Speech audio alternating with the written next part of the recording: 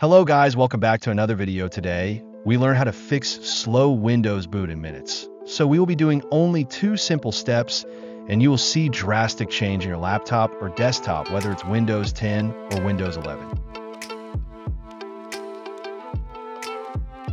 So here in search icon, type power and you have to click on choose a power plan in the control panel.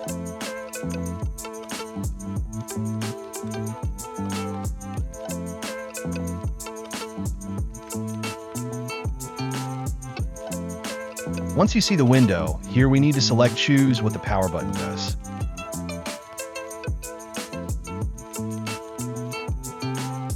Once you click on that shutdown settings, turn on the fast startup if it's already turned on well and good, because this helps start your PC faster after shutdown. So if it doesn't turn on, click on it and then save changes.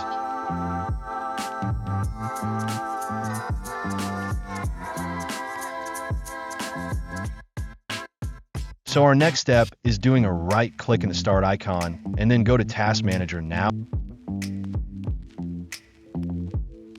Here the Task Manager is open. We will go to Startup Apps now.